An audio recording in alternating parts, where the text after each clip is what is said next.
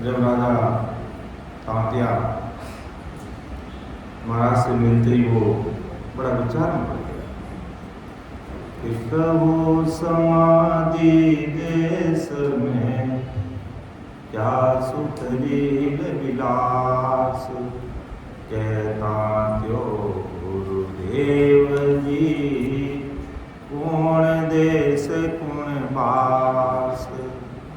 तो महाराज ने फरमाया कि सुख तो मालूम कुछ नहीं, क्या क्यों कैसा हो, पण आनंद सुख बेखूट का दिल नहीं माने कोई, दिल नहीं माने कोई ऐसा सुख देखे जाई, तरपत वे जब हंस फिर समाध लगाई, सुख राम कहे सुनता तिया, मालूम है जोई, सुख तो मालूम कुछ नहीं, क्या क्यों कैसा हो। ये भी साथी हमने ले ली। फिर महाराज ने कहा कि अरे तात्या, वास्तव में मैं जिस समाधि का सुख ले रहा हूं, मैं जिस समाधि में खोया हुआ हूं, अगर उस समाधि का सुख तुझे लेना है तो त्रिपुटी के आगे 3 ब्रह्म के 13 लोक है, उन एक एक लोक का अनुभव करके तुम्हें आगे बढ़ना पड़ेगा।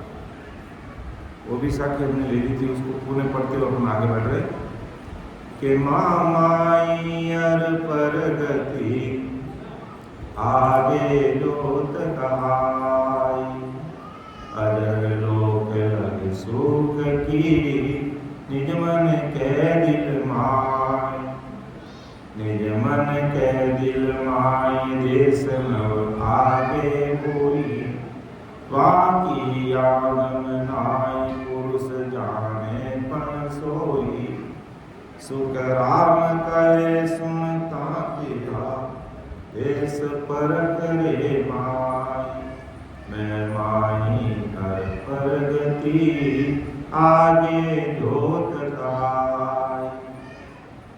तो फिर महाराज ने त्रिपुटी का आगे पहले 4 जो लोक है, माँ माया का लोक, प्रगति लोक, ज्योति लोक और अजर लोक की बात की। तांतिया, यहाँ तक का कोई अनुभव करता है तो अपने निज मन से अपने दिल की बात दूसरों को बता सकता है, लेकिन इससे आगे देश 9 आगे हुए, इन 13 लोगों में से 4 लोग तक की बात तो हम अनुभव के आधार में दूसरों को शेयर कर सकते हैं, दूसरों को बता सकते हैं, लेकिन देश 9 आगे हुई, वहां की याद मनाए पुरुष जाने पहुंचे। तो 9 देश की जो बात है हरे को मालूम नहीं, उनको बैठ करके सिमरनी करना पड़ता है और दूसरा कोई उपाय नहीं है। इसलिए परमदयाल सुखराम जी महाराज ने तत्कालीन समय में तांतिया को कहा, तांतिया वास्तव में मैं जिस समाधि का सुख 24 घंटे ले रहा हूं, मेरा ध्यान 24 घंटे सतरूप साहिब उस पावरफुल परमात्मा में रहता है, मेरी ये समाधि अखंड रहती है, उस सता समाधि का सुख मैं 24 घंटे लेता हूं, और तुम्हें लेना है तो सुख राम कहे सुनता तिया, देश पर करे माई, मैं माई हर प्रगति आगे जोत गाई। आप देखो, बहुत ही समझवेद की बातें हैं। वे अमरलोक कौन नहीं जाना चाहता, सब अमरलोक जाना चाहते हैं। क्या इस राम सभा में बैठा कोई ऐसा भाई बहन है कि मैं अमरलोक नहीं जाना चाहता हूं?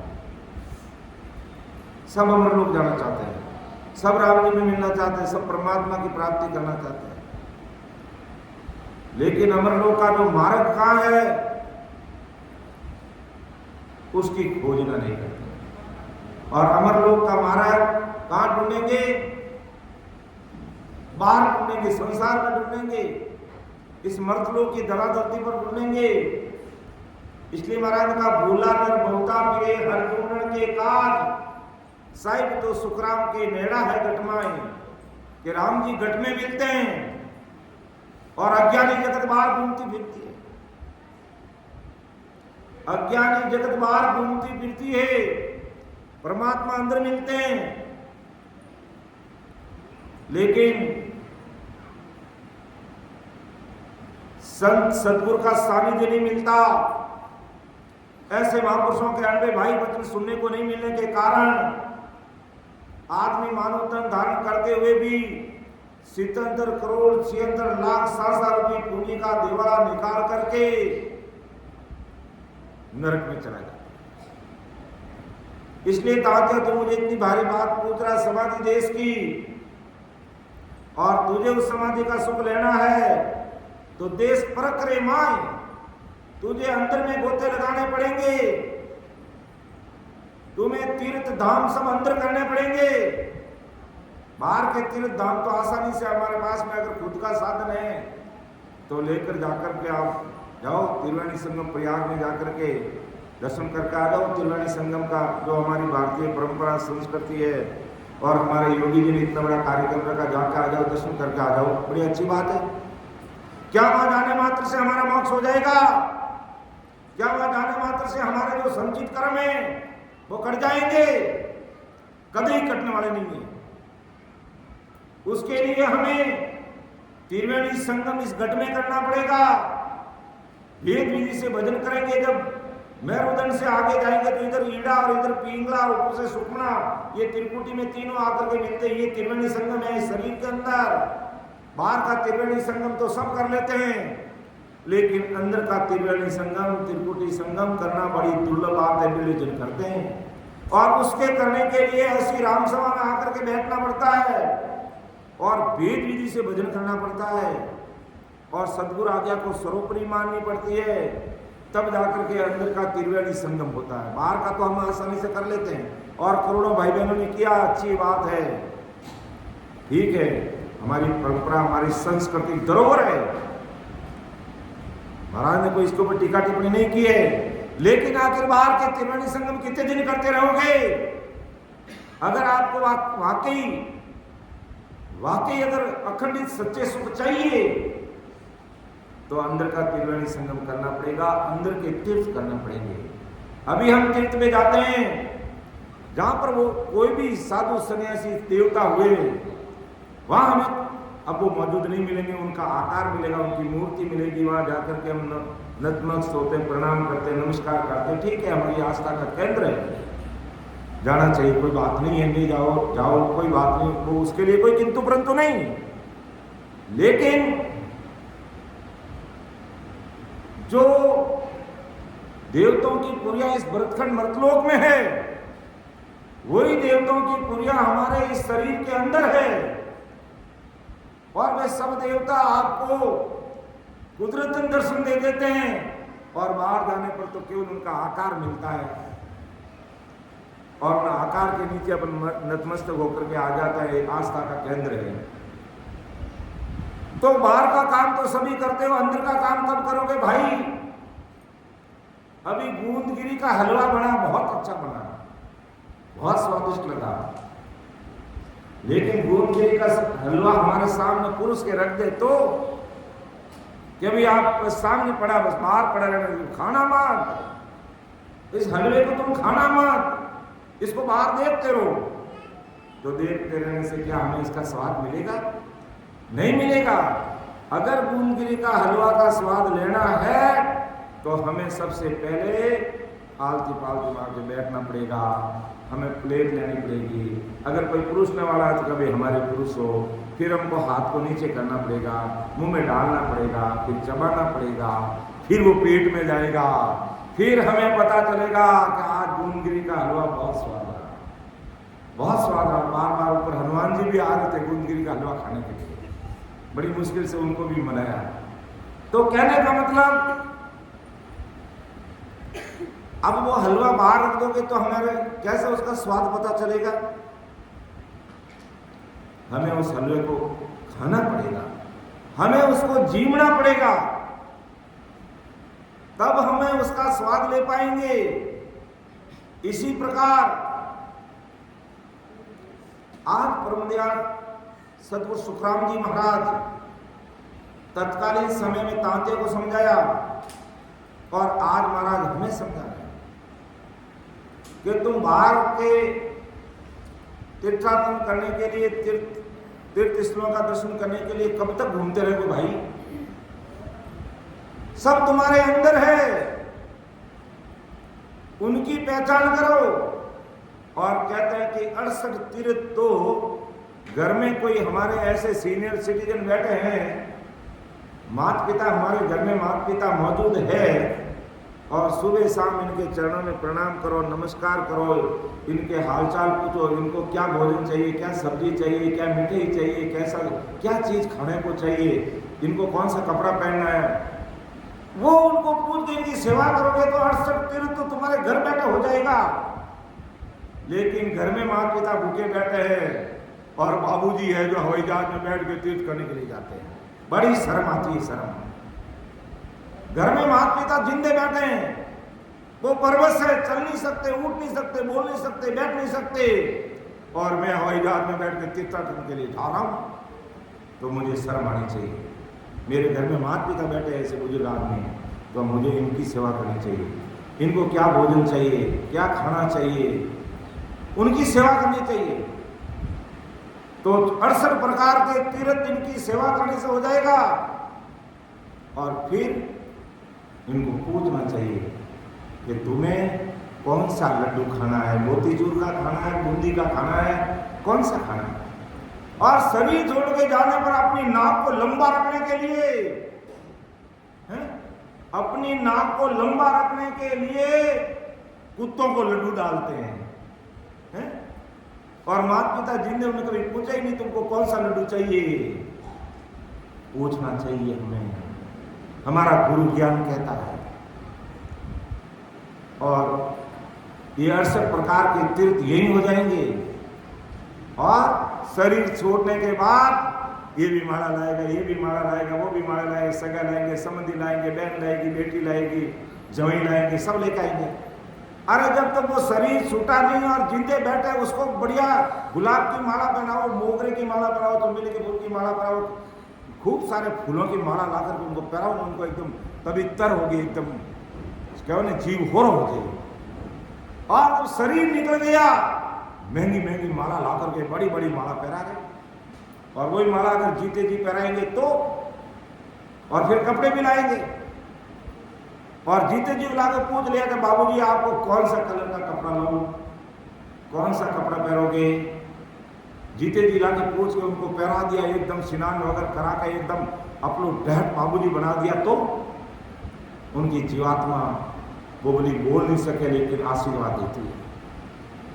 तो हमें 68 तीर्थ घर में करने चाहिए, माता पिता की सेवा के द्वारा। और उसके बाद अगर उससे ज्यादा समझ आ गई, ऐसे महापुरुषों के अनबे वचन अगर हमें सुनने समझने को मिल गए, तो फिर तीर्थ अंदर करना सीखो भाई।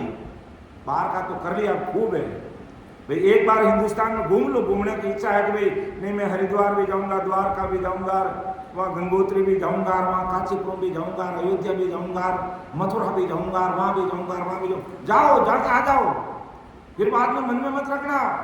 फिर ये 6 प्रकार की पुरियों में तुम बाहर घूम के आगे अब अंदर में घूमो। जो इन पुरियों में जो देवता हुए, जो भी साधु संत हुए, वो तुम्हें इस शरीर में दर्शन देंगे। भगवंता ने धन्य हो धन्य। आज वहां बाहर की पुरियों में जाओगे तो वहां केवल उनकी नकल मिलेगी, उसकी तस्वीर मिलेगी, मूर्ति मिलेगी। और अपन हमारी भारतीय परंपरा संस्कृति के अनुसार क्या करते हैं, नमन करते हैं, नमस्कार करते हैं। लेकिन वो साक्षात देवता हमारे शरीर में हमें अगर दर्शन दे देते हैं तो कितनी बड़ी बात है। तो बाहर की मूर्ति के दर्शन करना बड़ी बात है, उनकी मूर्ति जो नकल हम दर्शन कर रहे हैं वो साक्षात हमें शरीर में दर्शन दे रहे हैं, वो बड़ी बात है। ऐसी समझ लानी पड़ेगी। ऐसा विचार करना पड़ेगा। और बाकी तो भूला नर घूमता फिरे हर ढूंढन के कार, साहिब तो सुखराम के नेड़ा है घटमाए राम जी। तो यही बात तांत्या को महाराज ने कहा तत्कालीन समय में, करे तांत्या तू मुझे पूछ रहा समाधि देश का सुख है कैसा है, तो तू देश पर करे माई। अब तुझे अगर इस देश समाधि का सुख लेना है तो त्रिकुटी का आगे 3 ब्रह्म के 13 लोक है, इन 13 लोकों का तू सुख ले और फिर पार सतलोक को पार कर, फिर जो या 10वें दरवाजे के ऊपर जो शिला है हिलाड़ी है उसको फोड़, भजन करने पर वो फूटेगी, कोई हथौड़े से और भाटे से नहीं फूटेगी। भजन करके इस 10वें दरवाजे को खोलना पड़ेगा, फिर वो 10वें दरवाजे के परे होगा तो अमर देश के सुख उसे जीते जी मिलने लग जाएंगे, अमर देश के सुख उसको जीते जी मिलने लग जाएंगे। कि अदर दीप वो जिगमी गेरे जामे अमर एवाल, निर्भय संत विराजिया जारो नहीं है विनाश। वहां पर चलो कि चालो हंसा अपना राम जनाए,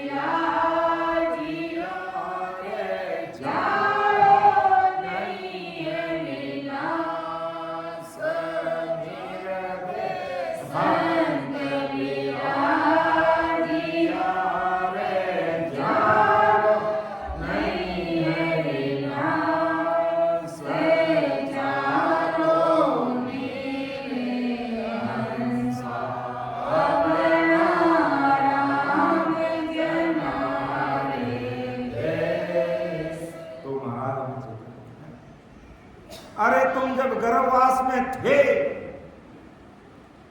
क्या पुकार करे, कैसा कॉल करके आए, लिखित में अग्रीमेंट करके आए, करार करके आए कि हो राम जी मैं संसार में जाऊंगा, आपको 1 मिनट भी नहीं भूलूंगा, और यहां आकर के मुझे परमात्मा को याद करने का 1 मिनट का भी फुर्सत नहीं, टक्का 1 रो काम नहीं और मिनट 1 री फुर्सत नहीं, टक्का 1 रो काम नहीं मिनट 1 री फुर्सत नहीं। लो अब क्या हो, टक्का 1 रो काम क्यों करो, मैं तो आज मैंने 25,000 कमाए, मैंने आज लाख रुपए कमा के बैग में डालकर करके लेकर, और कई भाई बहन 10 लाख कमाते, कोई करोड़ भी कमाते, कोई अरबों भी कमाते, रोज का कमाते।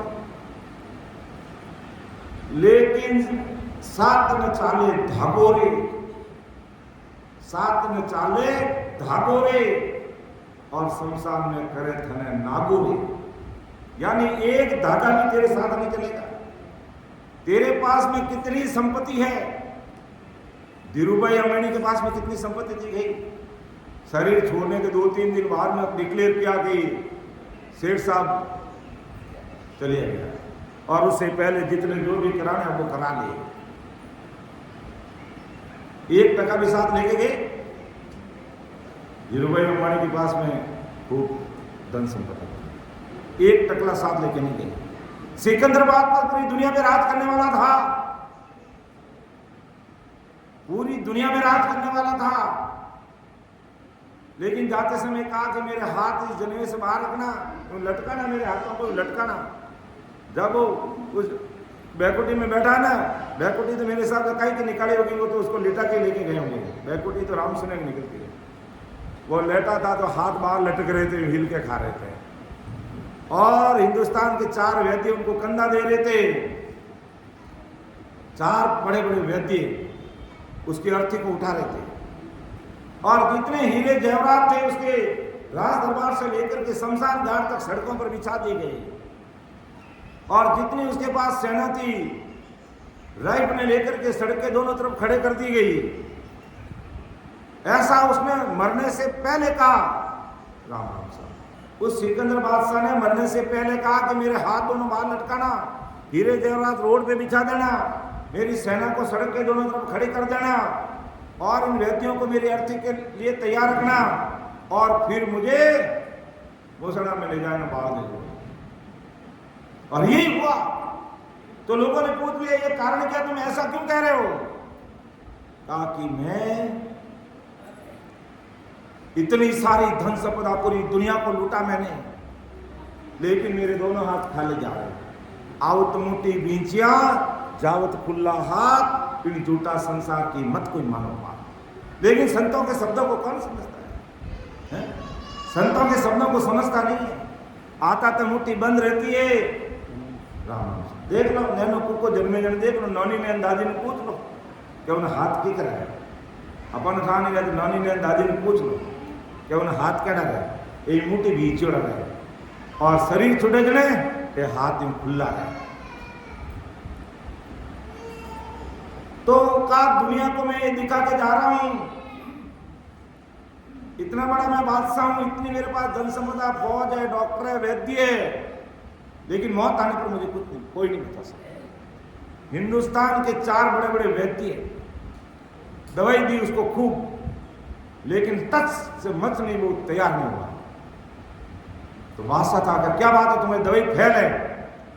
कहा मेरी वैद्य ने कहा हमारी दवाई कभी फेल नहीं हो सकती है, प्रमाण बताओ। तो उन्होंने देसी दवाई है जो एक पत्थर पे रखी, और ऊपर से पानी डाला, और पानी डालते ही वो पत्थर पिघल करके पानी बन गया, क्यों हमारी दवाई में इतनी ताकत है कि पत्थर को भी पानी कर दिया। तो फिर मुझे क्यों नहीं बता सकते? क्योंकि अबे थारी मौत आएगी, अबे ते परा मरो, यानी तुम्हारी मौत आ गई, अब तुमको जाना पड़ेगा, कोई नहीं रोक सकता है। अब मैं चला जाऊंगा, मेरी धन संपदा क्या होगा? क्या कुछ नहीं होगा, एक टकलो जेब में गाली नहीं ले जा सको। तब उसने कहा, उसको जाते समय अंतर ध्यान हुआ, लेकिन अब समय बीत गया, अब कुछ नहीं होने वाला। कि हाथ लटकाने का मतलब क्या कि मैं इतना बड़ा धनाढ़ी आदमी हूं, लेकिन कुछ भी साथ लेकर नहीं जा रहा। डॉक्टरों को, वैद्यों को अर्थी के कंधे में क्यों रख रहा? क्योंकि इतने बड़े डॉक्टर होते भी मेरी मौत को नहीं रोक सकते। इतने सारे हीरो जवाहरात के रोड पे पड़े, मैं एक नहीं जा सकता। इतनी मेरी सेना खड़ी है चारों तरफ, मुझे नहीं बचा सकती। तो कहने का मतलब आज हम किस में लगे हुए हैं, किसको मान्यता दे रहे हैं? 2 टके की माया को मान्यता दे रहे हैं, जो 1 टका भी साथ लेके जा नहीं सकते। ऐसा नहीं है कि भाई हमें 2 टके की माया नहीं चाहिए, सबको चाहिए। पेट की भी करनी पड़ेगी, लेकिन ठेठ की भी करनी पड़ेगी। लेकिन पेट की कर कर कर कर कर कर पेट हो गया, वो लोग गणेश जी रहते हो। सेठ साहब बन गया मोटा। हम सबकी कह रहा हूँ, सेठ साहब आपको नहीं कह रहा हूँ, और किसी का जो पेट बढ़ा उसको नहीं कह रहा हूँ, पूरी दुनिया को कह रहा हूँ कि पेट की करने, और यो पेट वो मोटो सारो पेट मारो इंडिया रो पेट, वो पानी नहीं पिए, वो पिए घास लेट, वो मोटो सारो पेट, यो एड़ो मोटो सारो पेट रह जा। क्यों पेट की चिंता करे कि मारो पेट रोकाई रही, बोले खाए थारो पेट रह मोटो। फिर ठेठ का तो याद ही नहीं रहता है, इसलिए महापुरुषों के अन्य भाई सोच समझ करके हमें पेट की भी करनी है, हमें ठेठ की भी करनी है, हमें पेट की भी करनी है और ठेठ की भी करनी है, दोनों काम बराबर करना है।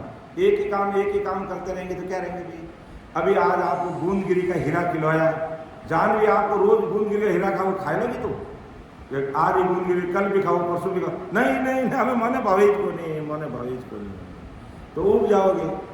ये पेट में कितना डालते रहोगे, डालते उब जाओगे।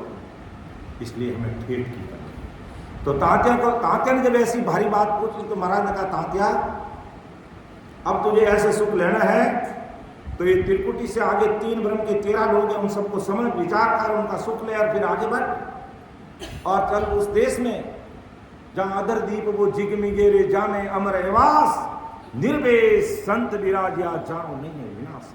बाकी यहाँ धरती पर तो विनाश हो रहा है, यहाँ कितनी बड़ी चीज है वो मिट रही है, कितनी बड़ी यह चीज मिट रही है, समय आने पर सब मिटने वाली चीजें हैं, आंख से जो चीजें दिख रही है वो सब मिटने वाली है। इसलिए तो उस देश की प्राप्ति कर। और केसर बरना मार्गारे आवे अमर विमान, लो अटे तो विमान पतो को फ्यूल बंद कर दिया तो ओलो तड़ी ना है तो नीचे पड़ गया, नहीं तो आगे विमान तो गुजरात में विमान नीचे पड़ गया, लेकिन वो विमान अमर विमान कभी नीचे नहीं पड़ता है। और वो अमर विमान यहाँ तो हमें 1 ग्राम केसर लेने के लिए 200-250 रुपये किराना के व्यापारी है, सब किराना के व्यापारी है। एक केसर की डब्बी के कितने रुपये लगते हैं 1 ग्राम के? एक ग्राम के कितने? 350-400 1 ग्राम के। और जब भोजन करके अंदर का जो अमरलोक का मार्ग है, अंदर में अमरलोक का मार्ग है कि ओ तो रस्तो बेरयो निमक ढील नहीं खाए, समाया सुख राम के क्रोड़ाई हंसा जाए, संत सामा चल आवे, सतजड़ त्राव समान अमर कपड़ा बन जावे, अमर काया धाम रे लेवे संत बधाई, ओ तो रस्तो भैरयो निमक ढील नहीं खाए, ओ तो रस्तो है। ये रास्ता चालू है, कहाँ है? इस शरीर के अंदर रास्ता चालू है। और अपन महान के बैठ जाते सुखराम जी महाराज राम चौकी बिरई में हुए कि वहां रास्ता होगा अमरलोक का, अमरलोक का रास्ता वहां नहीं है। महाराज ने अमरलोक का रास्ता हमारे घट के अंदर बता दिया। इस घट के अंदर के जो अमरलोक का मार्ग है उसकी जानकारी करनी पड़ेगी, इसकी जानकारी करनी पड़ेगी हमें। इस अमरलोक के मार्ग को समझना पड़ेगा, तब जाकर के जो महाराज सता समाधि का जो सुख ले रहे हैं वो सुख हमें भी मिलेंगे। नहीं मिलते, अगर नहीं मिलते तो महाराज हमें आज्ञा क्यों देते भाई कि सिमरो वेद विलम कीजे, सतगुरु आज्ञा कीनी, सांसों सांस रटो आरसना, राम भजन कुमुदिनी। ये सदगुरु जी महाराज ने आज्ञा करी कि सिमरो वेद विलंब नहीं कीजिए, सदगुरु आज्ञा की नहीं। परम दयाल सदगुरु सुखराम जी महाराज आज्ञा की थी। अगर आज्ञा नहीं करते कि तुम सिमरना मत, ये आज्ञा मेरे लिए ऐसा लिखते कि तुम भजन मत करना, भजन तो मैं अकेला ही करूंगा, ऐसा नहीं लिखा कहीं नहीं। इसलिए महाराज की आज्ञा को मानना पड़ेगा। और घट में अमरलोक का जो मार्ग महाराज अब उस समय तत्कालीन समय में तात्या को समझाया कि सुखराम के सुन तात्या देश प्रकरे माई, मैं माई और प्रगति आगे जोत का। अब 4 लोगों का क्या सुख है वो कल भी हमने देखा था।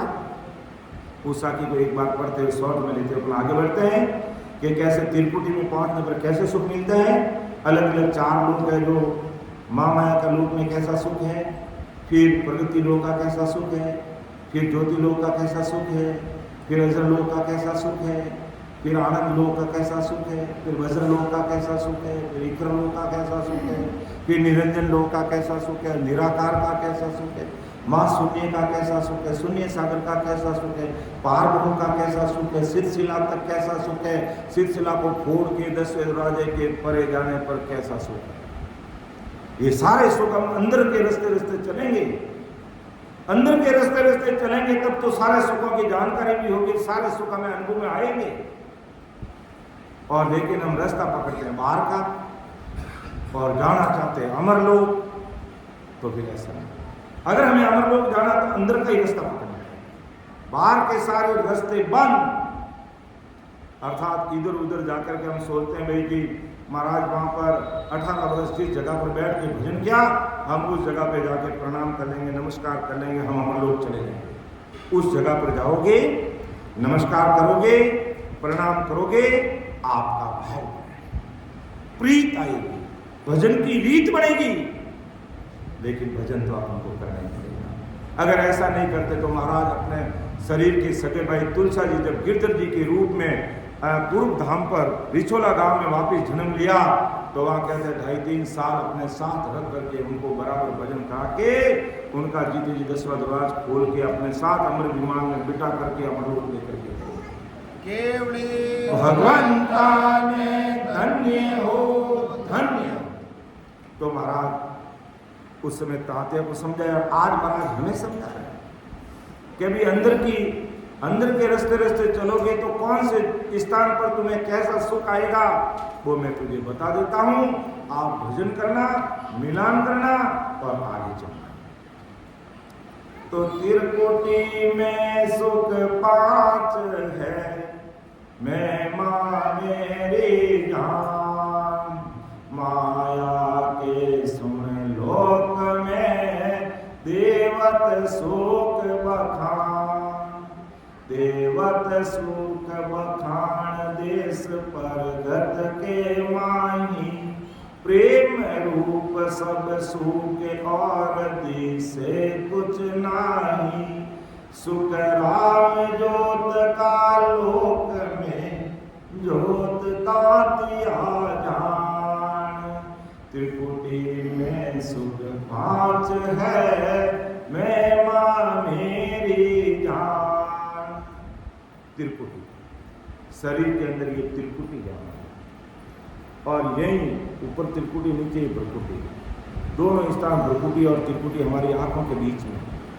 जो शंखनाद से साधु मायावी जगत की भक्ति करके भ्रकुटी में कट जाते हैं, मूल द्वार से ऊपर सीधे वो भ्रकुटी में पहुंचते हैं। और जो नयनचर के साथ भजन करके पीछम का मार्ग खोल करके, जैसे सुबह हमने ध्यान समाधि विषय में देखा था कि पीछे हमारे रीढ़ की हड्डी के नीचे का जो भाग है, तिकोना हड्डी का भाग है, जो शेष आकार का है, और उस मार्ग को खोल करके पीछम रास्ते से चढ़ते हैं तो हम त्रिकुटी में पहुंचते हैं। और मूल द्वार से अगर पूर्व से ऊपर चढ़ते तो भ्रकुटी में पहुंचते। दोनों जगह एक बीच में झिल्ली है। तो भ्रकुटी में पहुंचने वाले अमर लोग जा नहीं सकते, पीछे मार्ग खोल के त्रिकुटी में जाते हैं, त्रिकुटी तक पहुंचते हैं और फिर आगे 3 वर्ग के 13 लोगों को पार करते वो अमर लोग जाते हैं। तो और पीछम का मार्ग खुलने का सेला में जो हमने सुबह भी देखा कि पीछम रास्ते से हमें जब शब्द हमारा आगे बढ़ेगा तो हमें कैसे पता चलेगा। तो महाराज ने क्या सेला में बताया, कुछ समय महाराज परमदयाल सदगुरु सुखराम जी महाराज धोती पहनते थे। तो कहा जहाँ हम धोती पहनता रही किनारी ता, सुन सिख तुम सुख राम के शब्द लखाया। ये धोती अपनी किनारी कहा रहती है, धोती पहनते हैं जो करीब करीब अभी पहनते यही मानते हैं।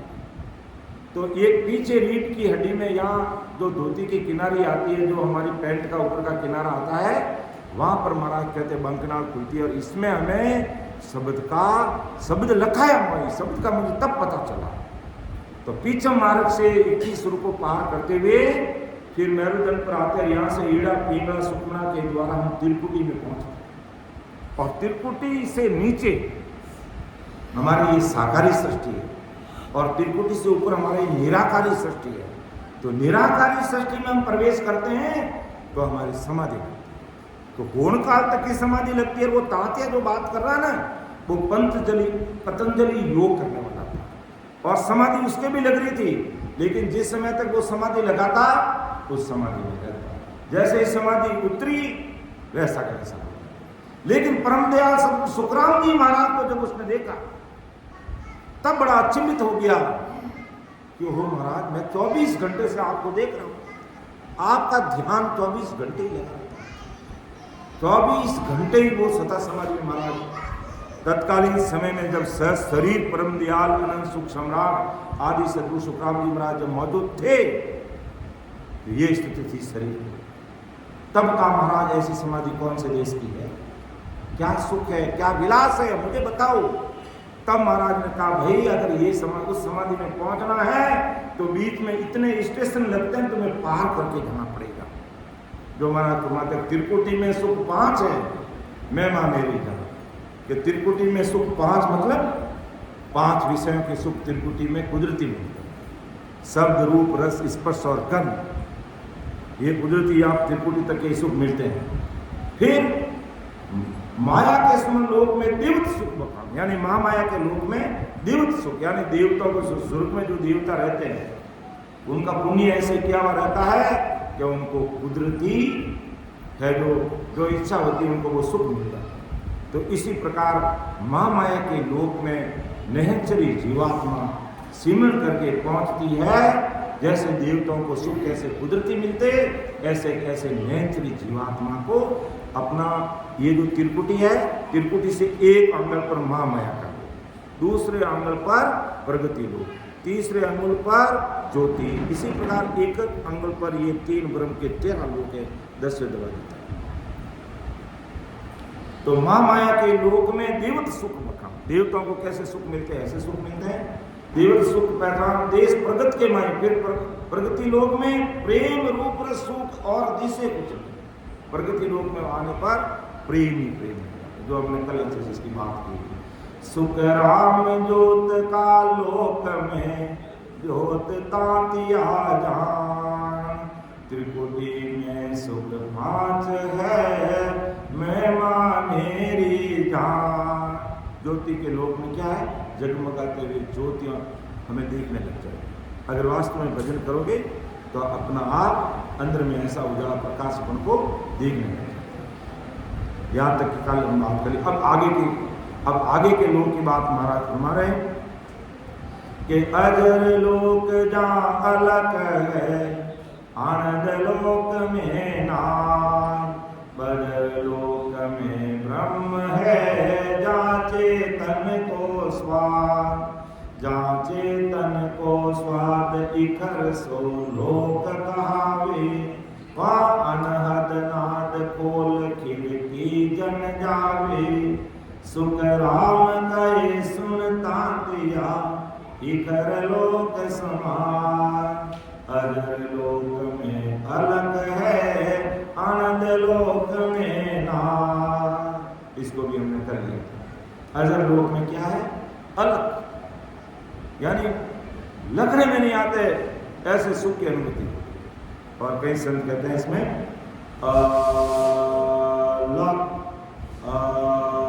ऐसी ध्वनि भी सुनी, और ऐसा सुख है जो लिखने में नहीं आता। फिर आनंद लोक में नाद, और आनंद लोक, इस अजर लोक के अगला जो लोक है आनंद लोक। और आनंद लोक में क्या है, नाद है। नाद मतलब एक विशेष प्रकार के कानों को प्रिय लगने वाली ध्वनि, और वो इतनी प्रिय लगती है कि साधक साधना करने वाला उसी में खो जाता है। लेकिन महाराज कहते कि अमर लोग अभी हमारे से बहुत आगे हैं, यहाँ नहीं है, इसमें भी हमें नहीं खोना। फिर बजर लोक में ब्रह्म, जहाँ चेतन को स्वाद, ये चेतनता के साथ ब्रह्म का कैसे स्वाद ले, वो ब्रह्म लोक में बजर लोक का सुख है, जहाँ चेतन को स्वाद इकर तो लोक कावे, इकर लोक जहाँ अनाद खोल खिड़की जन जावे, सुखराम के सुनता दिया, इकर लोक समान, अजर लोक में अलग है, आनंद लोक में ना। फिर इखर लोक में समाधि होता है। और इखर, खर और इखर, खर का मतलब टूटना, इखर का मतलब नहीं टूटना। तो नहीं टूटने वाली समाधि कहाँ लग जाती है, इखर लोक में। तो हमने अजर लोक की बात देखी, अनंत लोक की बात देखी, बजर लोक की बात देखी और इखर लोक तक की बात देखी। तो 7 लोक की बात हमने देखी। रिया महाराज ने तांतिया को, क्योंकि इखर लोक की समाधि है विशेष यहाँ पर, और तांतिया समाधि के बारे में पूछ रहा है, तो महाराज कहते हैं कि तांतिया देख, तू अगर इखर लोक तक आएगा तुम्हें ये यहाँ तक भी ऐसी समाधि का सुख मिलेगा, लेकिन मैं जिस समाधि के अंदर लीन हूँ और जिस समाधि का सुख ले रहा हूँ, वो समाधि इन 3 ब्रह्म के 13 लोकों के परे है, वो ससुर राम जी के देश की समाधि। तो 7 लोक तक की बात महाराज ने तांतिया को समझे, लेकिन 7 लोक तक की बात हमने समझ ली, जबकि लोग कितने हैं? 13 लोग हैं। टोटल कितने लोग हैं? त्रिकुटी से आगे 13 लोग हैं। तो संक्षेप में अपन उनको भी समझ लें। यहाँ महाराज ने आगे इस आखिर में तांतिया को यहाँ तक ही समझाया, 7 लोक तक की बात की, आगे नहीं समझे। तो फिर इखर लोक के बाद में क्या है? निरंजन लोक है। और निरंजन लोक में क्या? शब्द का तेज ही तेज उसे नजर आना, इखर लोक, निरंजन लोक। और निराकार लोक में नौतत्लिंग शरीर हमारा है, ये निराकार लोक और शिव ब्रह्म के बीच में हमारा ये नौतत्लिंग शरीर है, मन बुद्धि चित्त अहंकार। यहाँ आते आते हमारा ये देह ढल जाता है, तो यहाँ पर आते आते ये शरीर ध्यान के अंदर ये चीजें मन बुद्धि चित्त अहंकार हमारा खत्म हो जाता है। यहाँ पर आते आते कहाँ पर? निराकार के लोक में आते। फिर शिव ब्रह्म के लोक में आते आते जैसे शायर में बूंद कैसे समय जाती है, ऐसे उसमें जाकर के समय जाती है। जो शरीर छोड़ते हैं वो जाकर के सब कहाँ रह जाते हैं? शिव ब्रह्म के लोक में। और जब वापिस उनका जन्म लेने का समय आता है, तो वापिस शिव ब्रह्म से वो जन्म लेकर के माँ के गर्भवास में, जैसे धरती में खूब सारा बीज पड़ा रहता है, लेकिन गर्मी में वो बीज नहीं उगता है, लेकिन बरसात होते ही वो बीज उग जाता है। इसी प्रकार शिव ब्रह्म की ऐसी स्थिति है कि यहाँ कितने सारे जीव पड़े रहते हैं, और जब उनका वापिस जन्म लेने का समय आता है, वो यहाँ से वापिस जन्म लेते हैं। तो शिव ब्रह्म की क्या स्थिति है? जैसे नदियाँ साहिर में जाके कैसे समा जाती है, एक में एक हो जाती है, बूंद पानी में गिर के कैसे एक में एक हो जाती है, ऐसे शिव ब्रह्म में जाकर के मिल करके एक में एक हो जाती है। ये शिव ब्रह्म की स्थिति है। और शिव ब्रह्म के आगे माँ शून्य में क्या? कोट कली कोटक रवि हुआ, करोड़ों कली और करोड़ों सूर्य जीता प्रकाश हमें माँ शून्य सागर पर दिखाई। और शून्य सागर के अंदर क्या स्थिति बन जाती है? अमूल्य हीरा कैसे बरसता है, अमूल्य हीरा जैसा। और कहते हैं माँ शून्य और शून्य सागर के बीच के अंदर समुद्र का जैसा अमूल्य हीरों का अमृत का कुंड है वहाँ पर। और उस अमृत कुंड की कैसा शरीर के लिए गुण बन जाता है कि यहाँ जब हमारा नवतत्व लिंग शरीर मन बुद्धि चित्त अहंकार निराकार और शिव ब्रह्म के बीच में खत्म हो जाता है, तो फिर हमारी सुरत रूपी काया आगे चलती है। और सुरत रूपी काया भी हमारी आगे कहाँ तक चलती है?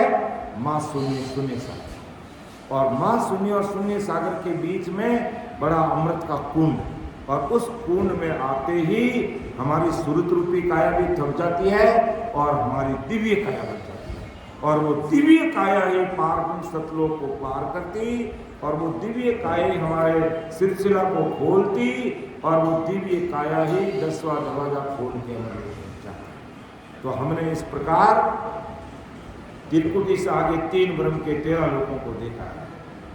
पहला महामाया का लोक, प्रगति लोक, ज्योति लोक, अजर लोक, आनंद लोक, बजर लोक, इखर लोक, निरंजन, निराकार, शिव ब्रह्म, माँ शून्य, शून्य सागर और पार।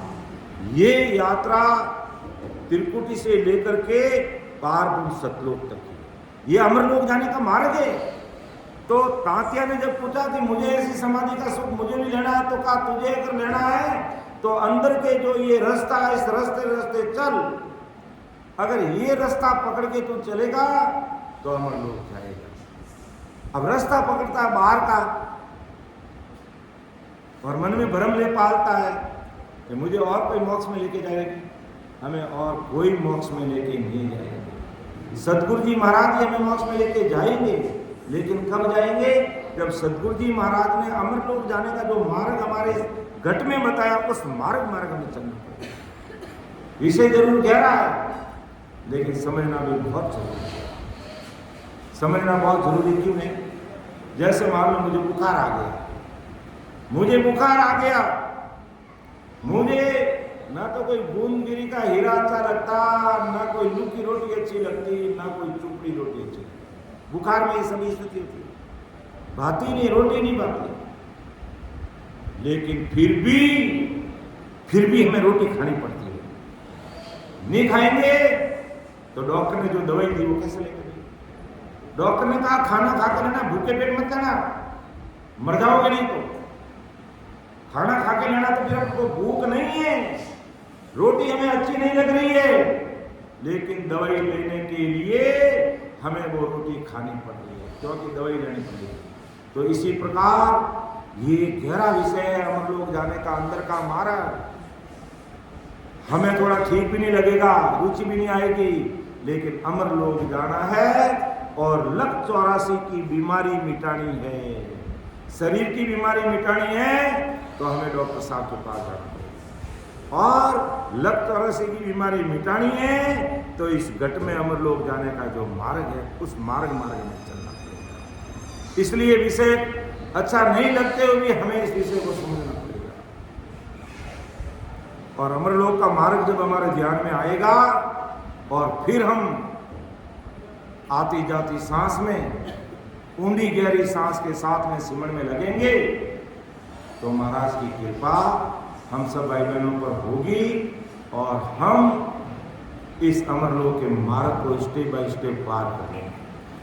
तो इस प्रकार तांत्या को महाराज ने समझाएंगे, तांत्या अगर तुझे वो वास्तव में सता समाधि का सुख लेना है, अमर लोक का सुख लेना है, आवागमन से मुक्ति पानी है, नरक कुंड में नहीं पड़ना है, गर्भवास में ऊंधे नहीं झूलना है, बहुसागर के धक्के नहीं खाने हैं, तो हमें महाराज के सामने सरेंडर होकर के अमर लोक के विषय को और अमर लोक के मार्ग को हमें समझ लेना चाहिए। और दूसरा कोई उपाय नहीं है, हमें इस मार्ग को अच्छी तरह से समझ लेना चाहिए।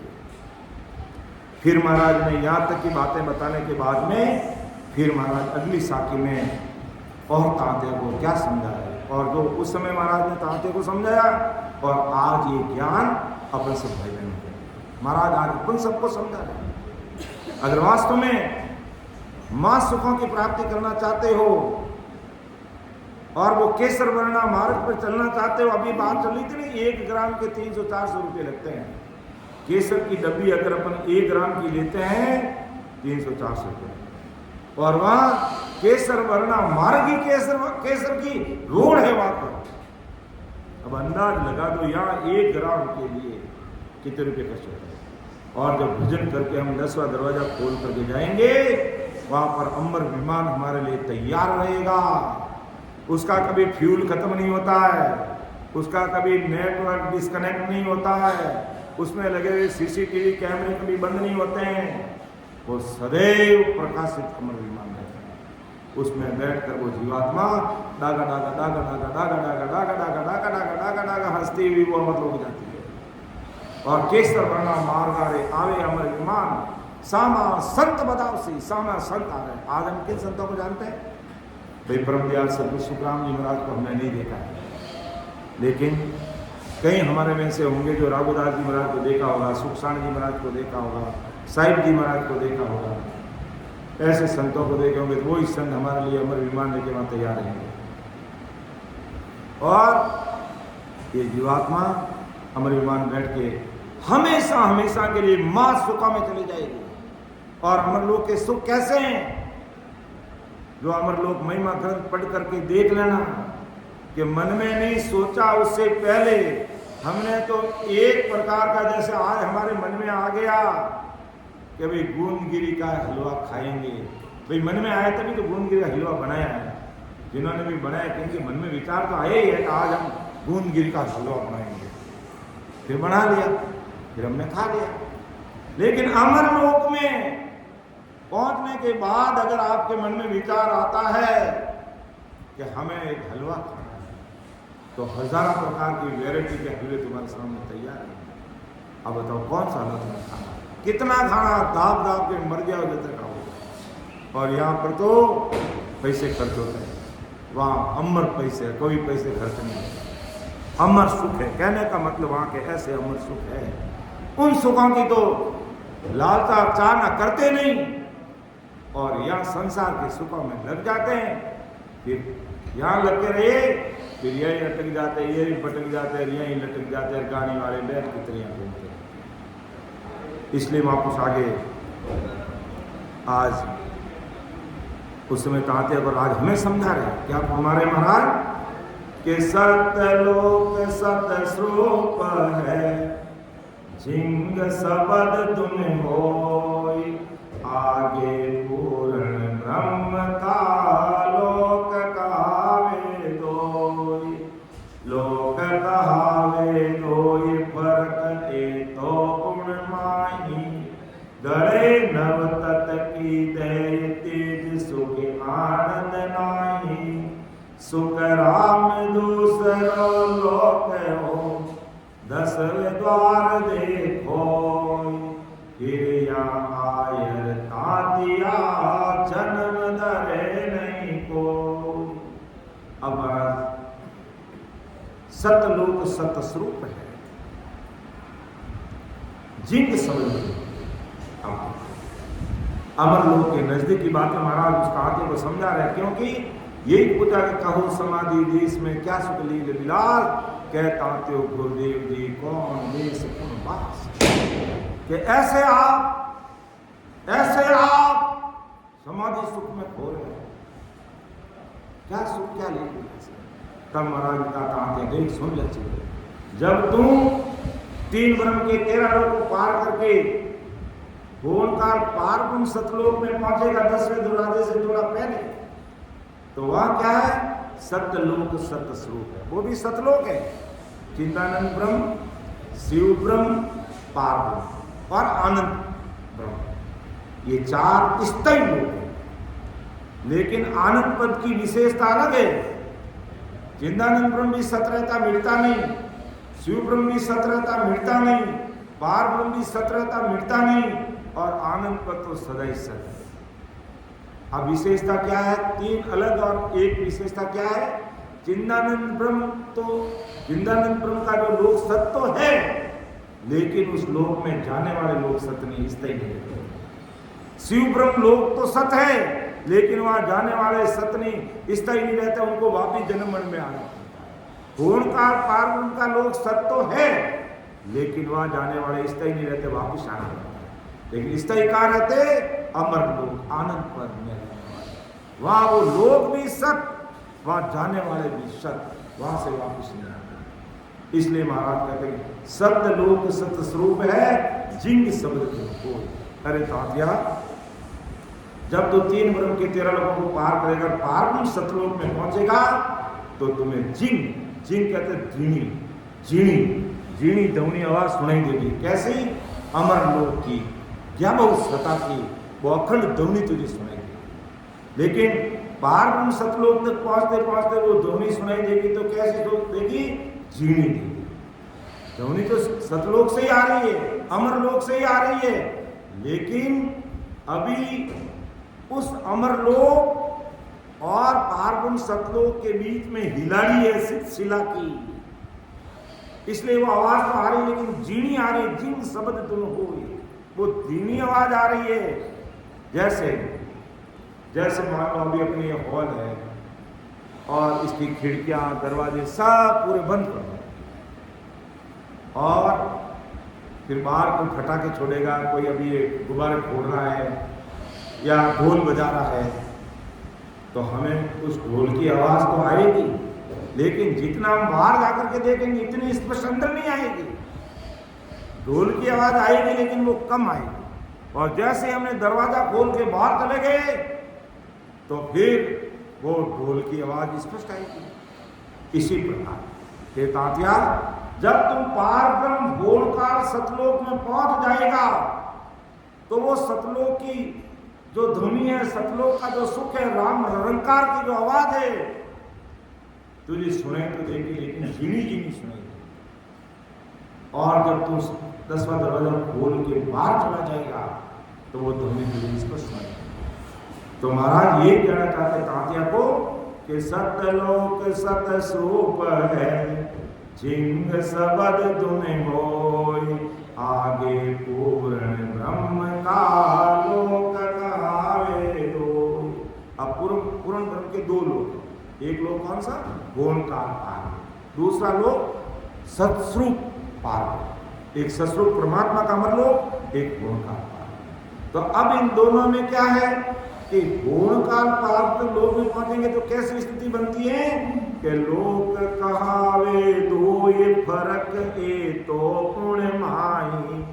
दोनों में क्या फर्क है? एक तो गौणकाल पार में और एक कौन सा? सस्वरूप परमात्मा का देश। दोनों में क्या फर्क है?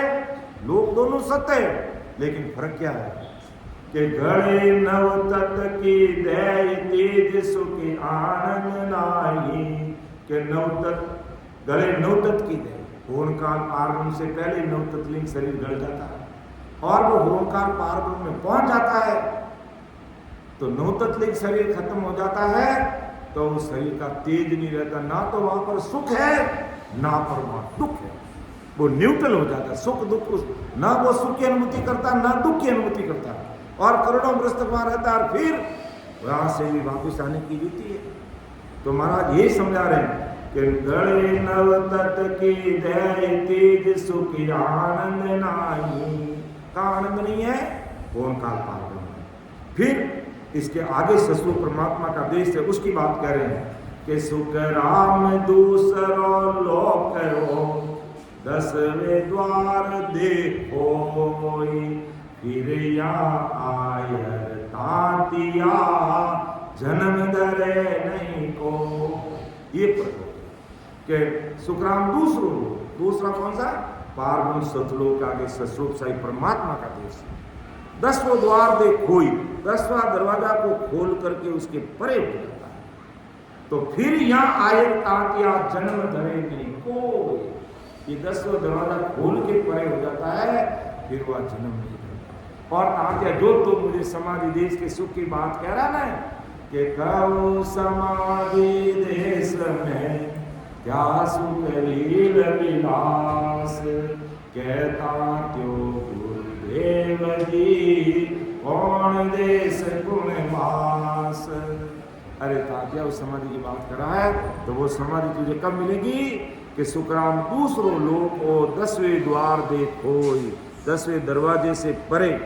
ये 10वां दरवाजा किसी को पता नहीं है तो अंगुली लगा के देख लेना, यहाँ एक छोटा सा छिद्र है, अगर यहाँ से हमारा जीव निकलेगा वो सीधा डायरेक्ट अमरलोक जाएगा। ना तो कोई वायुमंडल में 12 दिन रहेगा, ना कोई 13 दिन रहेगा, ना कोई 17 दिन रहेगा। 10वां दरवाजा खोल करके जीव निकल गया है, इसका मतलब सीधा वो डायरेक्ट अमरलोक पहुंच गया। और 10वां दरवाजा खोल के नहीं गया है और महाराज की सत्संग करने वाला जीव है, भजन करने वाला जीव है, नैन से निंदाम घट में प्रकट है तो आंख से मुंह से उसका जीव निकलेगा और वो वापिस मनुष्य शरीर करेगा और फिर महाराज की भक्ति में लगेगा, फिर वो अमरलोक हो जाएगा। इसका भी खुलासा महाराज आगे करेंगे। तो अरे तातिया, अगर वास्तव में तुझे उस सता समाधि का सुख लेना है तो सुखराम दूसरो लोक हो, यानी एक तो पारब्रह्म सतलोक और उसके आगे का सस्वरूप परमात्मा का प्रदेश है। उस 10वें दरवाजे से परे तो उस लोक में जाएगा तो फिर यहाँ आयर तातिया जन्म धरे नहीं को। यहाँ पहुंचने पर हमारा जन्म मरना नहीं मिलेगा। ये अमरलोक का रास्ता है कि 52 गादी यानी 52 स्थान हमारे शरीर में महाराज ने मोटे मोटे बताए अमरलोक के रास्ते में। विन रास्तों को पार करके हम निकल जाएंगे तो महाराज की पूरी कृपा हमारे ऊपर बनी रहेगी और वो जीव अमरलोक जाएगा, उसे कोई नहीं रोक सकता। और तात्या तुझे वो सता समाधि का सुख लेना है तो ये देश प्रखरे माय, ये तेरे अंदर घट में घटित होने वाली बातें, घट में अनुभव आने वाली बातें, उस चीजों को तो उस चीजों में तू गोते लगा। उसके लिए तुझे मरजीवा बनना पड़ेगा। मरजीवा कहते हैं मर के जिंदा होना। समुद्र में से मोती निकालना कोई हरे के बस की बात नहीं है। वो मरजीवा होता कि मैं बस वो जीने की आशा छोड़ देता, क्योंकि समुद्र के अंदर भी खूब बड़े बड़े जानवर, मगरमच्छ, मछलियां रहती हैं और मगरमच्छ के मुंह में आ गया, अगर हाथी भी आ गया तो उसका ही पता नहीं चलता, तो मनुष्य का क्या पता चलेगा। तो वो कूदने से पहले मरने जीने की आशा छोड़ देता है। क्यों जिंदा रह गया तो मोती निकाल के लाऊंगा, नहीं तो मरना तो निश्चित है। ऐसा मर्जीवा बन करके वो समुद्र में छलांग लगाता है और मोती लेकर के आ जाता। और है भाई कहने बैठे मैंने डर लागे पानी में तो मगरमच्छ बैठा मछलियां बैठी, तो जब मोती की बात क्यों करे भाई तू? अगर मोती लाना है तो मर्जीवा बनना पड़ेगा। अगर वास्तव में अमर देश के मोती वो महा अमीर समय पीना है तो सूरवीरता से भजन करना पड़ेगा कि भगत करे जन सोरा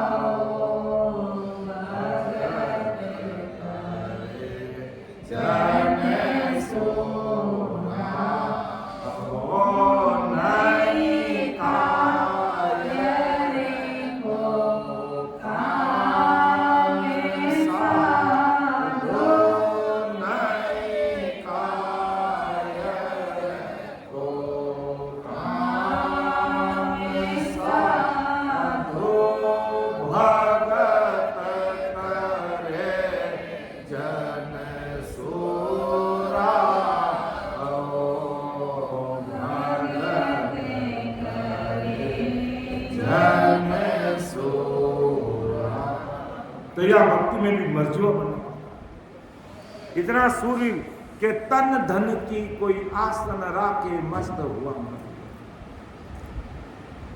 सदगुरु जी महाराज ने करके बता दिया।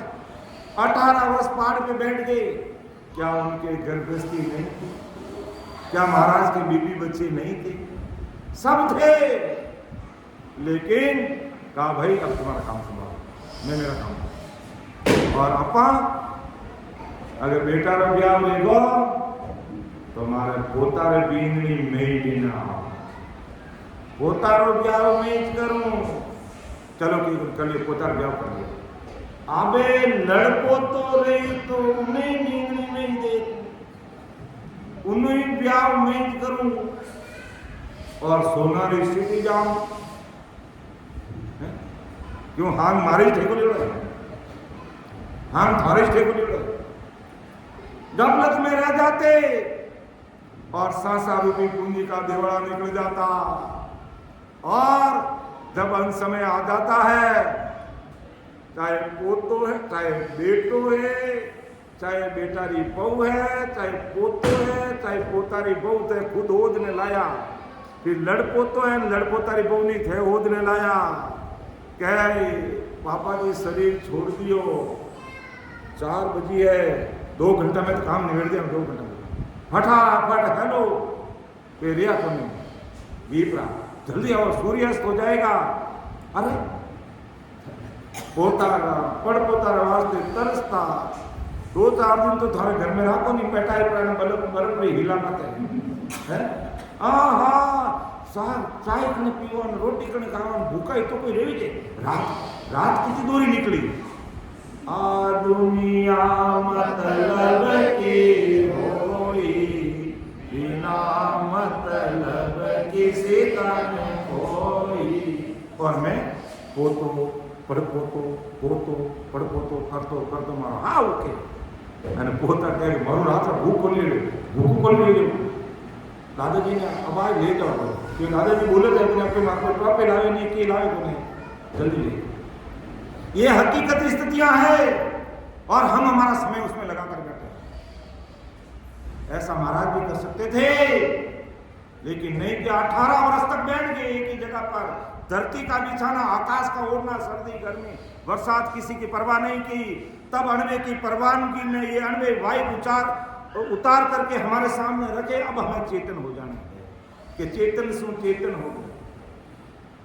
चेतन सु चेतन है, चेतन से कहीं बोला नहीं मानो। चेतन सु चेतन मिलार गाड़ी होगी चेतन, अब रुकने वाली नहीं मुसाफिर तुम भी हो जा चेतन। ये हमारा भाई साहब बड़ा बड़ा चेतन जी, ये मन चेतन करने वाला एक है। हर अधित्वान संगते ही शुरू करता महतो फट कगड़ा ही क्या मन कगड़ा ही जी का है। ये बैठा है एक बार एक बाकी गंभीर मुद्रा में ध्यान में बैठा है, लेकिन ये मन है ज्ञान देवनाड़ा है, ये ज्ञान गुरु महारा ही है। यानी घर के अंदर सत्संग का माहौल खड़ा करना ये इनका सहयोग है। वैसे हमारे माता जी रात दिन भक्ति में लगे रहते 24 घंटे। 3-3 महीने टालनपुर में रहते, 3-3 4-4 महीने टालनपुर में रह के भजन करते। क्या उनके कोई काम नहीं था? सब कुछ था, लेकिन राम जी करते। लेकिन तो कहने का तात्पर्य अपन जो जगत में जो मोह लगा के रखा ना, इस मोह से हमें ऊपर उठना पड़ेगा और भक्ति में रहना पड़ेगा। आप अपने आपके बेटे हो गए, उसकी शादी कर दी और बेटा को काम में लागा, बस मुझे परमात्मा की 3.5 करोड़ मिणियों की माला फिर 108 मिणियों की माला के चक्कर में रह गए तो फील्ड पीछे हो जाते हो। 108 मिणियों की माला हमें नहीं फेरनी है, हमें माला फेरनी है, लेकिन 3.5 करोड़ मिणियों की माला फेरनी है। लो आप हमारे सेठ साहब बैठा उठी ने चश्मा लगाया एक वाटी हलाल तो क्या कि लो 108 मिणियों की माला तो मैं दे दियो और ओ ढोकरो आगे बैठो कह रही हो कि 3.5 करोड़ मिणियों की माला कैसे है? 3.5 करोड़ मिणियों की माला होती है सेठ साहब। वो लो अभी बे कह के 108 मिणियों की माला तो सब जानते हैं, लेकिन 3.5 करोड़ मिणियों की माला कैसे? हमें 3.5 करोड़ मिणियों की माला फेरनी है। और वो कैसे फिरेगी? जब सतगुरु जी महाराज की कृपा होगी। हमारे शरीर की 3.5 करोड़ रुमावली है। ये रुमावली 3.5 करोड़ रुमावली में जब राम राम होने लग जाएगा,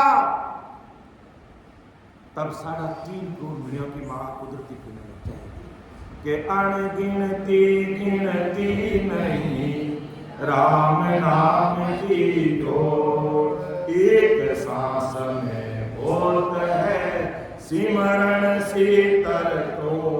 लो जब 3.5 करोड़ मिणियों की माला तुम फेरने लग जाओगे और एक सांस अंदर लोगे, एक सांस केवल अंदर लेगो, बाहर निकालने की बात नहीं करो, बाहर निकालोगे तो और डबल हो जाएगा, लेकिन एक सांस अंदर लेगो और एक सांस में कहते हैं करीब करीब अपन सही तरीके से भजन करते हैं तो 20 नाम आते हैं। और वो 20 नाम 3.5 करोड़ रुमावली लेने लग जाती है तो 3.5 करोड़ को और 20 को गुणा करते हो तो एक सांस में 70 करोड़ नाम आता है। ये संतों के अनवे भाई वचन है, हमारे कोई मनगढ़ंत बातें नहीं है कि अनगिनती गिनती नहीं राम नाम की डोर, एक सांस में होत है सिमरण शीतल तोड़। तो वो कल कीमत लाओ, बाकी हमारी एक जीव है राम राम राम राम राम कितना करें? जी बेचारी थक जाएगी, जी थक जाएगी, लेकिन जब वो प्रेम आएगा, वो विश्वास आएगा, वो प्रतीत आएगी, वो तलब लगेगी, वो पीड़ प्रकट होगी कि मुझे अमर लोग जाना है। और फिर बैठ के भजन करोगे भरी आंखों से, डब डब नैना में आंखों में कि नैना में निर्भर आवे वो निर्मोही भूरा की करे आमुता रोले दे नैना में निर्भर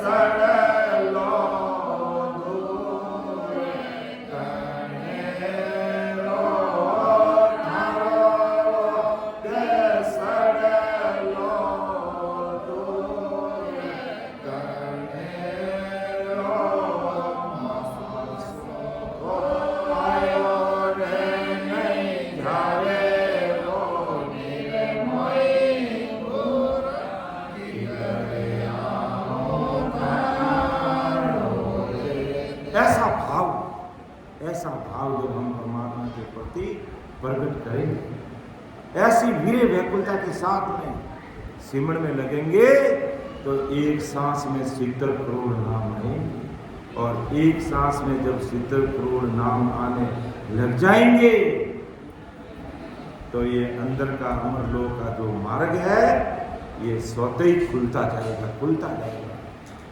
और पीछे मार्ग चढ़ते हुए धर्मराज को जीत कर ईड़ा पिंगला सुपना से त्रिकुटी 3 ब्रह्म के 13 लोगों को पार करते परमात्मा के देश में जीते जी वो आनंदित हो जाएगा। लेकिन उसके लिए भरी आंखों से तलब पीड़ के साथ में हमें लगना पड़ेगा। तो यही बात महाराज ने उस तात्या को कही, अरे तात्या, तुम्हें अगर वाकई अमरलोक की प्राप्ति करनी है, उस ससुर परमात्मा के देश में पहुंचना है, तो सुख राम दूसरो लोक हो 10 वो द्वार देखो, फिर यहाँ आयर तातिया जन्म धरे नहीं को।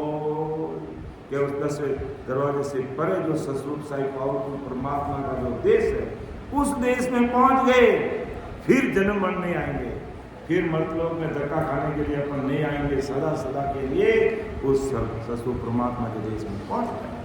लेकिन ये सब बातें कब होगी, अगली साथी में महाराज समझा रहे हैं। तो टाइम में थोड़ा बता दीजिए प्रोग्राम में सामने थोड़ी देर लेना, थोड़ी देर एक साथ लेना, तो एक पद बोलना है, ठीक है।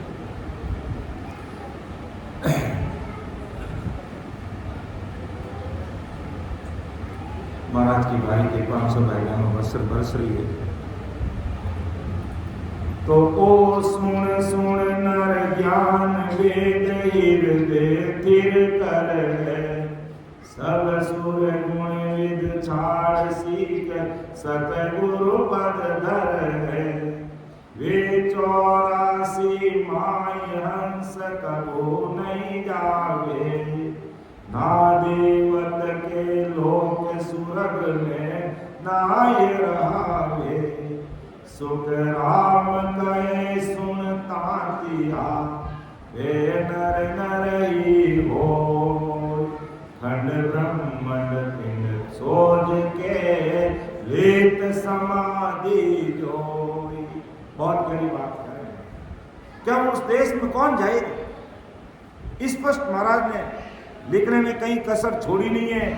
हम भले महाराज को मानो या मत मानो, लेकिन महाराज ने इस शब्दों में कहा कि अमरलोक जाएगा कौन, अमरलोक कौन जाएगा?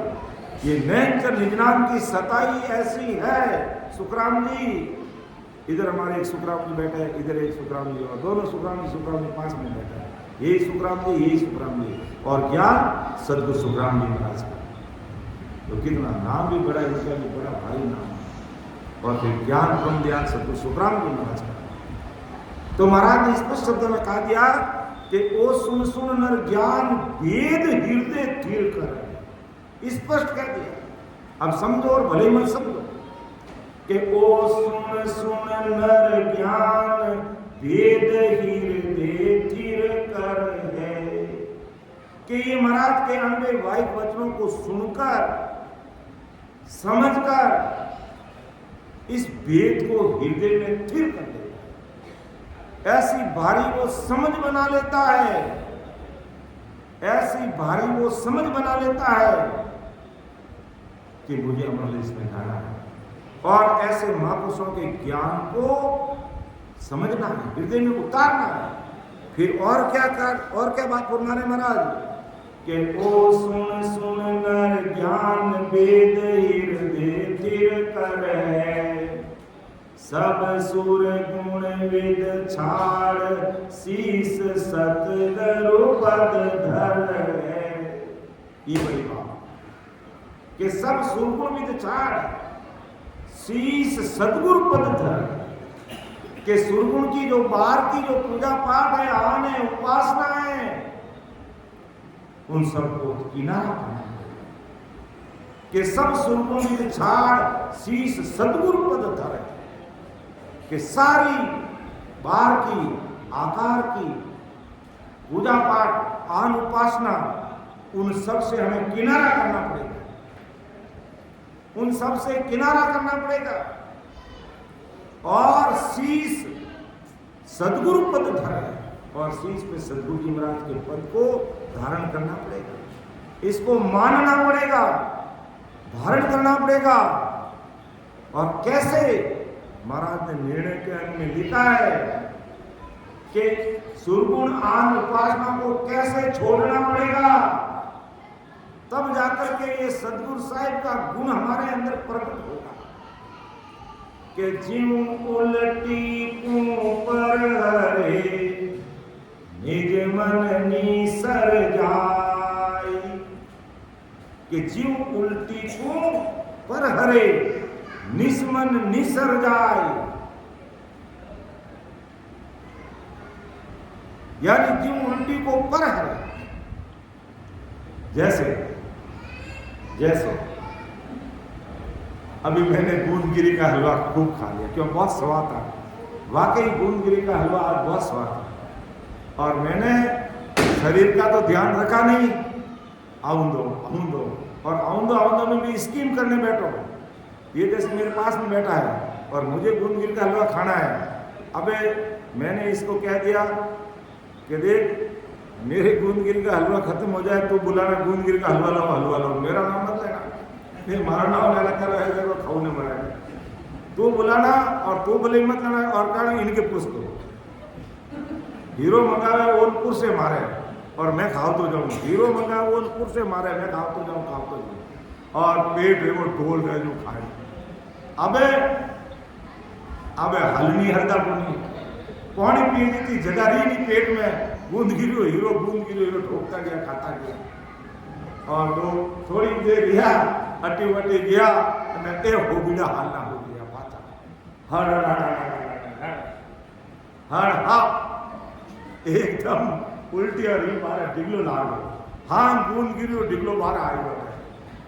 अब मैंने बताओ गूंदगिर का हीरा जब जिस चाव से मैं खा रहा था, क्या अब वो बाहर निकलने के बाद मेरा उधर मन जाएगा कि नहीं तुम दूर हो जाओ, ये हीरा तो मुझे वापस ना कर दो। ऐसा कोई हीरा खाएगा तो दूरा ना को इसका रेट डाल दो, कोई उसकी तरफ ध्यान ही नहीं जाता कि रेट डालो साफ करो मेरे मन और उल्टियां हो जाएगी। तो जीव उल्टी को पर हरे यू निज मन निसर जाय, कि जैसे उल्टी बाहर निकले से दिल दिमाग से निकल जाती है, इसी प्रकार महाराज के फरमाते हैं कि सब सुर गुण विद छाड़ शीस सतगुरु पद दर है।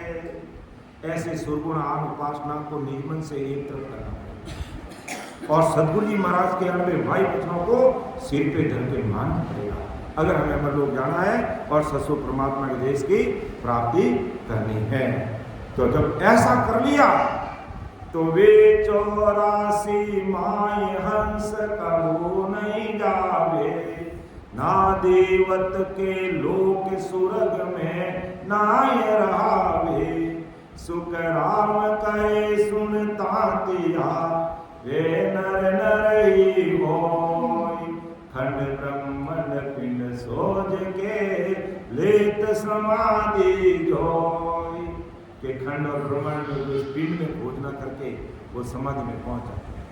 जैसे सुरगुण आन उपासना को एक तरफ कर देते हैं, सदगुरु जी महाराज के अरण में भाई बच्चों को सिर पे रख देते हैं, वे 84 माई हंस कबू नहीं जाते, वो 84 लख 84 योनि में कबू नहीं जाते, ना देवत के लोग देवताओं के लोक में नहीं जाते, स्वर्ग में नहीं जाते। सुखराम के सुनता क्या वे नर नर ही हो।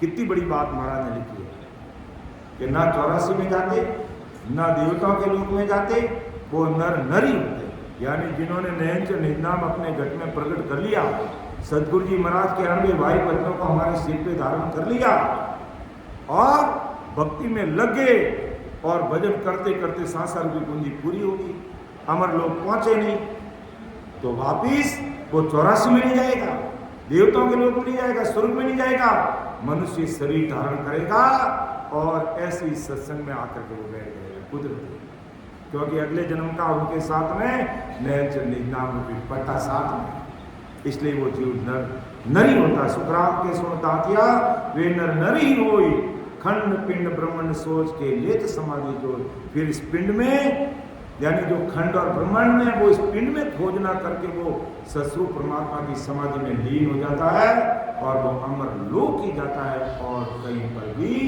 नहीं जाता है। तो ऐसा महाराज उस समय तात्या को समझाया और परम दयाल सदगुरु सुखराम जी महाराज आज अपन संसार के सारे भाई बहनों को समझा रहे हैं कि तुम कौन से क्षणिक सुखों में पड़े हुए हैं। ये ना के बराबर सुख है तुम्हारे पास में और ये सुख भी कम खत्म हो जाएंगे, कोई पता ही नहीं है। देख लो आज खाड़ी देशों की हालात देख लो, कितने बड़े बड़े बिल्डिंगों में है सारा मौज मस्ती कर रहे थे, कितने बड़े बड़े बंगले बने हुए थे, लेकिन एक सेकंड में सब धराशायी हो गए, सब धराशायी हो गए। तो ये क्षणिक सुख है, मिटने वाला आज है, कल कोई भरोसा नहीं है। आज जो हमें मायावी जगत के सुख मिल रहे हैं जरूरी नहीं है कि हमें कल मिले। आज हमारे पास अंदर लक्ष्मी का भंडार भरपूर है, कल जरूरी नहीं है कि लक्ष्मी हमारे पास ये चंचल है ना कहां से कहां चली जाती है। तो ये सुख स्थायी नहीं है। स्थायी सुख है उस सत्सुख परमात्मा के देश की समाधि में खोना, भजन में लगना, सत्संग में बैठना, सिमरण करना, ज्ञान चर्चा सुनना और 2-4 घंटे बैठकर ध्यान। ये सुख तुम्हें सदैव सुख मिले, इससे ही तुम्हें हम लोग का सुख मिले।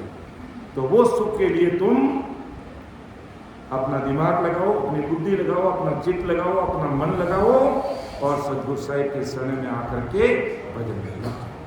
तो समय का तकाजा है, वैसे हमारा हमेशा का समय हो गया है, बोलने में समझाने में मेरे से कोई भूल त्रुटि रह सकती है, आप उसको अन्यथा मत लेना, छोटा भाई समझ करके मुझे क्षमा कर देना।